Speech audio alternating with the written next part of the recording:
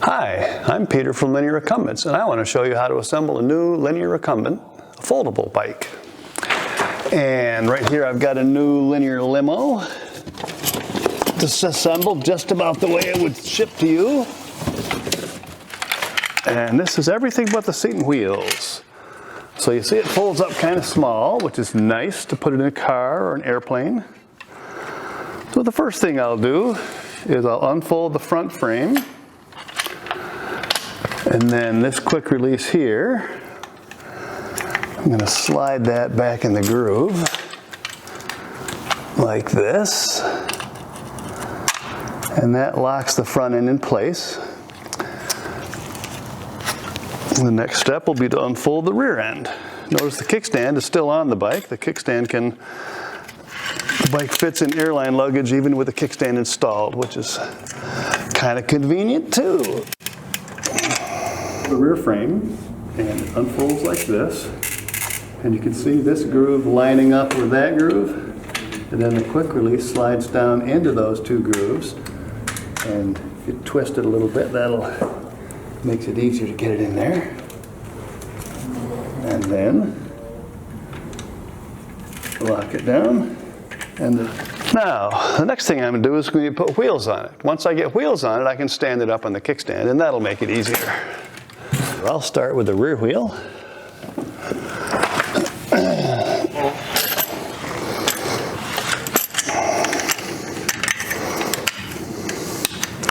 First I'll get the handlebar ends out of the way. We usually put them inside the rear triangle for shipping, keeps them safe. Now the bike is usually shipped in high gear, so it'll be easier to put the wheel on if you put it back into high gear in the rear, which is the small sprocket. Then you line the chain up on the small sprocket. And of course the kickstand needs to be down or it gets in the way of the quick release. And you lift the wheel up and slide it back into the groove. At this point it may be easier to put it on the floor so you don't have to hold the wheel up or the frame. There. So the disc is in the caliper, the chain is on the small sprocket, and the quick release is tight. Now, as you see, the kickstand will hold the bike up. The front quick release is just like in any other bike.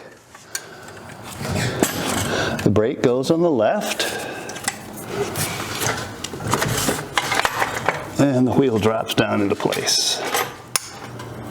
First, of course, you'll have to loosen the quick release some because of the safety tabs on the end of the fork. There. Now tighten the quick release again.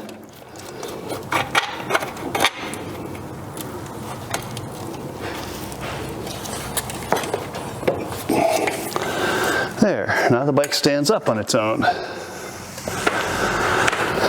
Next, I'll put the steering linkage on. Here's the steering linkage, and there's the seat. Linkage, the large end of the rod wants to go on the front, and the small end, where the holes are, goes to the back, to the handlebar. So the steering linkage goes like this to put it on. So you hook on the ball like that, come back here and do the same thing, and there's that. Now, I forgot to get an Allen wrench, so I will go get an Allen wrench and I'll be right back. There.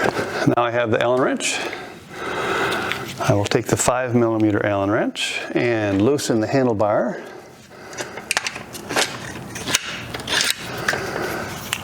So that I can move it back to where I want it. And that's going to depend on the length of the steering linkage. That will be adjusted later.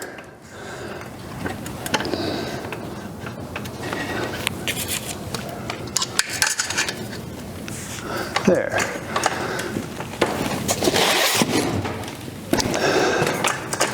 Hey, look at that. Now, the bar ends. Turn around so the cable's not twisted. And the rear one goes on the right. Slides on there, tightens up securely. I usually put them about a 45-degree angle. Some people like them more vertical, some people like them more horizontal. I like about a 45-degree angle, so that's what I'll do to this one today.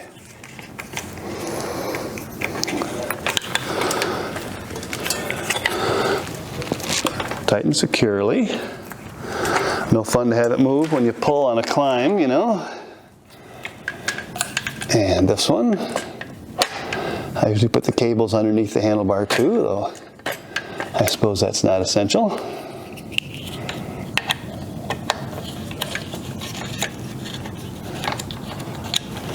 Now, to get them equal, I'll sight across the two and move the second one to be the same position as the first. There we go. And securely tighten this one.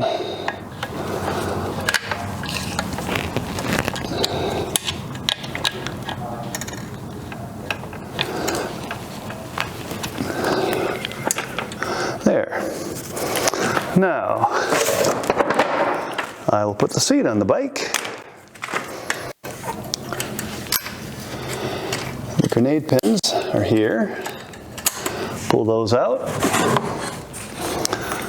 The first thing is to stick the tubes into the seat struts on the back. Second is to install the seat on the seat clamp. So then this slots, the line slide over this bolt like that, and then the quick release on the right side locks it in place. Now the recline angle is adjusted by moving the seat up and down like this.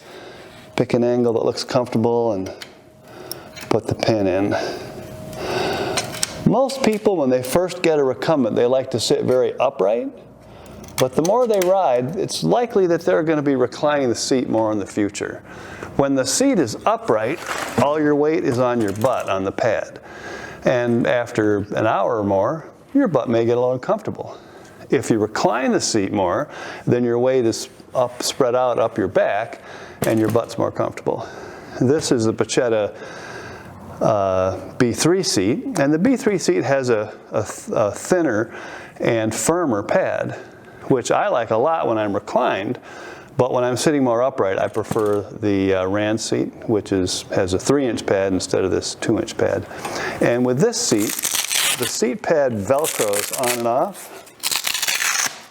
Okay, so if you car top the bike, if I was to car top the bike, I would take the seat off. But if you don't if you don't take the seat off, you better take the pad off. It's pretty well attached. It would probably stay there.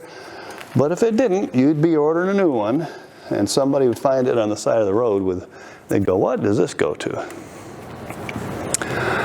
So there you go. We've got one bike all assembled, and next we'll go into adjusting it to fit you. Now, let's adjust this bike to fit me. Very important first step is to face the bike toward the camera. So first I'll get on the bike and sit back. Oh, nice. Well, I want to put my heel on the pedal and I want my foot just barely to reach. So I would say that that is just a little bit closer than I want. I want to move the seat back about a ½ inch, maybe an inch. So I'll come over here, get out my trusty 5mm Allen wrench.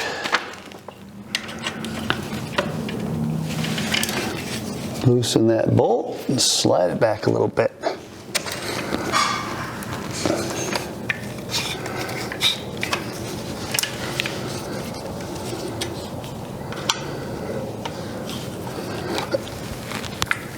All right, let's try that.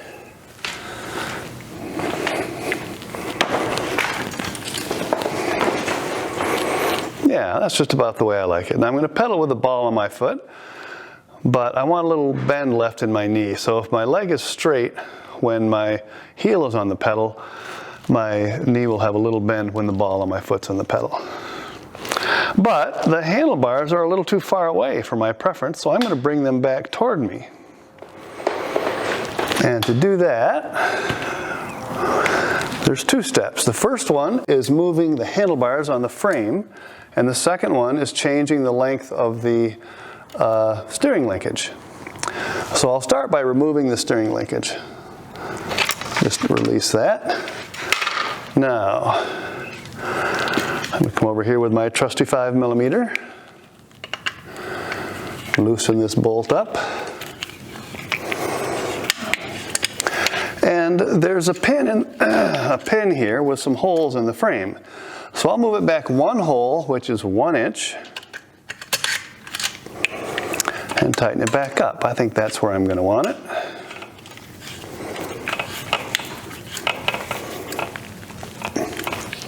Now, the steering linkage needs to be 1 inch longer, and you'll see there's holes in the steering linkage also, and guess what? They are also 1 inch apart.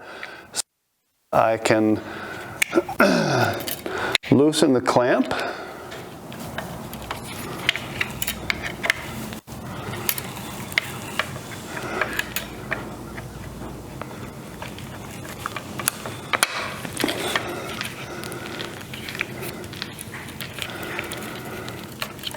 pull the pin,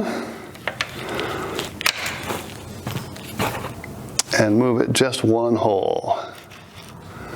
There's one hole. That'll be 1 inch, and it'll be adjusted correctly. That was a 4mm. And I'll snug it back up with the 4mm.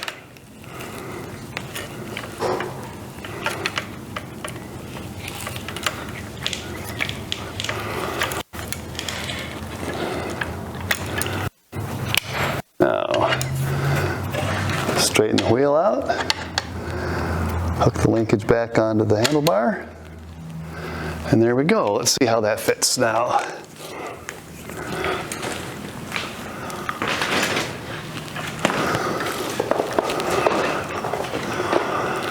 That's pretty good. Yeah, I like that.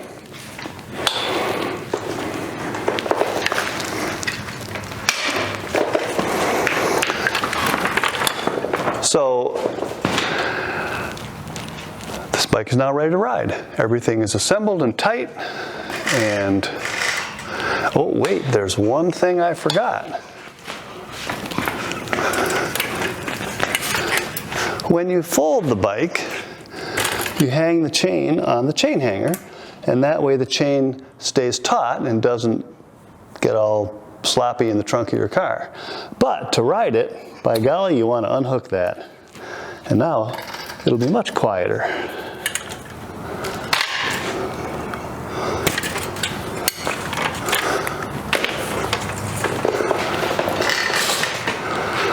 Well, it's a nice day out. I guess I'm done here. I'll see you later.